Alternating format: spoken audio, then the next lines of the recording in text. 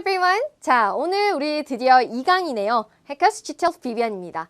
자, 오늘은 우리가 고득점 전략에 대해서 볼 건데요. 그 중에서 우선 문법 파트는 대체 어떤 것이 나오고 어떻게 접근을 하는 게 우리가 빠르게 문제를 풀 수 있는 것인가 라는 것에 대한 이론을 한번 같이 보도록 할 겁니다.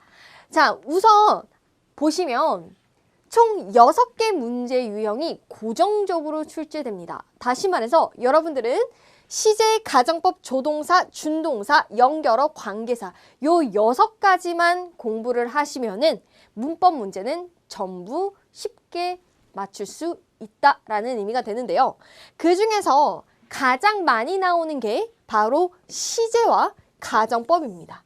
각각 23%로 고루고루 나오고 있고요. 그 다음으로 많이 나오는 게 조동사와 준동사입니다. 그래서 준동사라고 하면 우리 투부정사, 동명사를 의미하게 되고요. 그리고 마지막으로 연결어와 관계사가 각각 8%씩 존재합니다. 그래서 이렇게 우리는 문법은 총 6가지만 출제된다라고 생각을 하시면 되겠고요. 요새는 심지어 시제는 딱 6개, 가정법도 딱 6문제 고루고루 나오고요. 조동사 5문제, 준동사 5문제, 그리고 연결어와 관계사 문제가 각각 2문제씩 고정적으로 출제가 되고 있는 편이니 여러분들이 요 비율에 맞춰가지고 중점적으로 공부를 해주시면 좋겠습니다. 자, 그러면 우리는 그 중에서 어떤 것들이 자주 나오냐? 특히나 그 중에서 시제와 가정법 조동사 문제는 이제 문제 유형 자체도 고정적으로 되어 있는 편인데요. 그 중에서 시제 같은 경우에는 총 6개의 진행 시제만 출제가 됩니다. 다시 말해서 우리 시제에는 뭐 현재 시제, 뭐 과거 시제, 뭐 완료 시제 이런 것들이 있지만 우리 GTLF 시제는 전부 다 진행형만 정답으로 골라주시면 됩니다. 그래서 여러분들이 앞으로 보기를 보시다가 시제 문제인 것 같다. 그러면 진행형이 아닌 것은 전부 다 오답 처리하시고 진행형인 것에서만 여러분들이 정답을 골라주시면 됩니다. 그래서 현재 진행, 현재 완료 진행, 과거 진행, 과거 완료 진행, 미래 진행, 미래 완료 진행 전부 다 진행 시제만 정답으로 선택이 되어진다라고 보시면 되고 각각 한 문제씩 출제가 되어집니다. 자, 그리고 두 번째로 많이 나오는 그러니까 시제와 가정법은 약 6문제씩 출제가 된다고 말씀드렸는데 그 중에서 가정법 같은 경우에는 딱 2가지 물어봅니다. 첫째는 가정법 과거, 둘째 가정법 과거 완료. 이 두 공식만 여러분들이 외워주시면 가정법도 전부 다 풀 수 있으실 겁니다. 그래서 과거와 과거 완료가 각각 3문제씩 출제가 되고 있는 경향을 보이고 있습니다. 그 다음 세 번째, 조동사 같은 경우에는 should를 생략해야 되는 문제 유형이 있어요. 이건 이제 저랑 앞으로 계속 공부를 할 텐데요. 이 문제 유형이 3문제가 나오고요. 그리고 일반적으로 여러분들이 친숙하게 아시는 can이라든지 will이라든지 이런 형태의 일반 조동사 문제가 약 2문제 출제가 됩니다.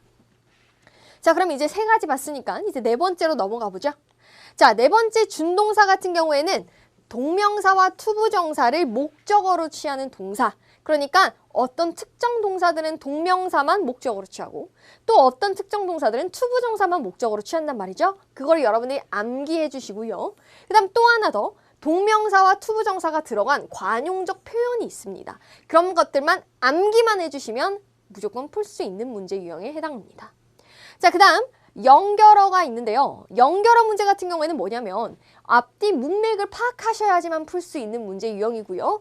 따라서 여러분들이 해석을 해보셔야 되고 그 다음 각각 연결의 뜻을 반드시 암기를 하고 있으셔야지 여러분들이 정답지를 고를 수 있겠죠. 자, 마지막 관계사입니다. 우리가 사실 여타 문법에서는 관계사가 가장 어려운 문법 문제에 속하는데 우리가 GTLF에서는 딱 2가지 선행사와 콤마만 여러분들이 주목하셔가지고 보시면 쉽게 정답을 고르실 수 있으실 겁니다. 그래서 앞으로 저랑 요 6가지 문법에 대해서 집중적으로 트레이닝을 할 예정입니다. 그래서 여러분들은 GTLF 문법을 총 6가지에만 국한하셔가지고 공부를 하시면 되니까 그 외 문법 사항들은 여러분들이 GTLF에서 출제가 되지 않으니 여기에 좀 포커스를 맞추셔가지고 집중적으로 공부를 해주시는 것을 추천드립니다. 자, 그러면 이번에는 보기를 경향을 보니까 빈칸 문장만 보고 풀 수 있는 문제가 대부분이다 라고 적혀있죠. 여러분들 실제 시험장에 가시면 문법 문제는 약 두세 개 문장으로 이루어져 있습니다. 근데 우리가 앞에서 봤듯이 이 6가지 앞에서 봤던 시제, 가정법, 조동사, 준동사, 연결어, 관계사 이런 문제 유형들은 빈칸이 있는 문장만 보고도 그러니까 나머지 문장을 보지 않고도 정답을 고를 수 있는 문제들이 대다수입니다. 그래서 여러분들이 빠르게 전부 다 읽지 않아도 되니 문법에서 시간을 절약하실 수 있으실 겁니다. 그래서 연결어와 조동사만 전부 다 여러분들이 해석을 하셔가지고 읽고 푸셔야 되는 문제 유형에 해당합니다. 자, 그리고 여러분들이 이렇기 때문에 빈칸이 있는 문장만 읽고 문제를 풀어서 시간을 빨리 단축을 하셔야 되고 그래서 청취와 독해 영역 문제풀이에 시간을 좀 더 할애하시는 다시 말해서 시간 배분을 잘 하시면은 여러분들이 충분히 시간 내에 문제를 푸실 수 있으실 겁니다. 자, 그러면 어떻게 문제를 전략을 할 거냐? 한번 전략을 잡아보면요. 자, 단서 한 개만으로 문제를 풀 수 있는 유형들이 있어요. 약 45%의 문제들은 하나만 단서 찾으면 무조건 정답을 고를 수 있습니다. 거기에 해당되는 것들이 누가 있냐면 가정법 문제가 그래요. 그 다음 당위성 조동사 우리 앞으로 안 배웠지만 슈드를 생략하는 문제 유형이 있는데 얘네들도 단서 한 개만 찾으면 무조건 풀 수 있습니다. 그 다음 준동사, 투부정사와 동명사를 물어보는 문제도 단서 하나만으로 정답을 고르실 수 있습니다.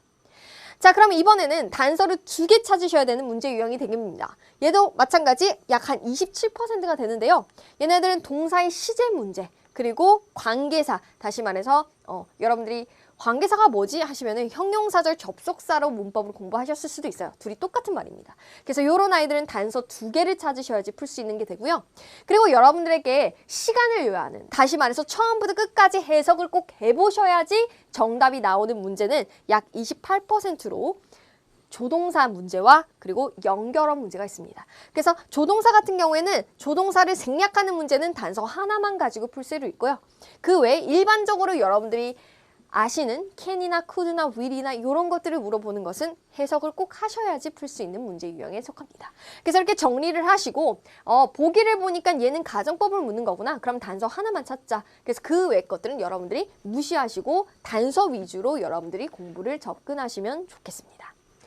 자, 그러면 문법 단서는 반드시 암기해 주셔야 됩니다. 단서를 모르면 문제를 정답을 고를 수가 없기 때문입니다. 그래서 앞으로 제가 각각 파트별로 여러분들이랑 같이 공부를 하면서 이것이 나오면 이것이 정답입니다 하고 단서 리스트를 같이 공부를 할 거예요. 그 부분은 여러분들이 저랑 같이 학습하시고 반드시 시간을 따로 할애하셔가지고 꼼꼼히 암기를 해주셔야 합니다. 자, 그 다음 문법은 단서만 파악해도 약 70% 이상의 문제를 맞추기 때문에 다시 한 번 더 말씀드리지만 암기하는 것은 여러분들이 GTLP 문법 고득점을 위해서 꼭 필요한 과정이라고 생각을 하시고 귀찮더라도 달달 암기하시는 거 잊지 마셨으면 좋겠습니다. 자, 그 다음 시간을 효율적으로 사용하자라고 제가 말씀드렸는데 우리 앞에서 봤듯이 단서만으로도 풀 수 있는 문제 유형이 있었고 해석을 꼭 반드시 해야만 하는 문제 유형도 있었습니다. 그럼 여러분들이 시험장에 가시면 단서만 파악할 수 있는, 그러니까 단서만으로도 정답을 빠르게 고를 수 있는 문제들을 미리 먼저 푸시고 그리고 나서 해석을 반드시 하셔야 되는 문제를 그 다음으로 푸시면은 시간을 잘 배분하셔가지고 시간 내에 문제를 꼼꼼하게 푸실 수 있으실 겁니다.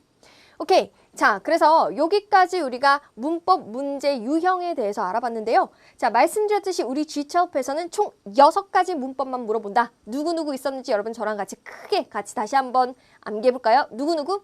시제, 가정법, 조동사, 준동사, 연결어, 관계사. 이렇게 딱 6가지만 나온다라고 생각하시고 단서로 풀 수 있는 문제, 그리고 단서 1개인지 2개인지 세부적으로 다시 한번 또 정리를 해주시고요.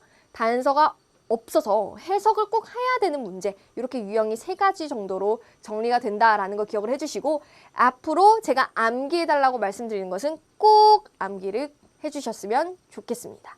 오케이, 그래서 문법 문제 이런 식으로 나온다라는 거 여러분 조금 감이 오셨나요? 그래서 우리 Gtelp 하는 동안은 요 6가지 초점을 맞추셔가지고 여러분들이 문법 공부하셨으면 좋겠습니다. 오케이, 자, 그래서 오늘 문법 전략 공부하시느라고 고생 많이 하셨고 우리는 다음 시간에 또 만나 뵙도록 하겠습니다. 여러분 고생하셨습니다. 바이바이.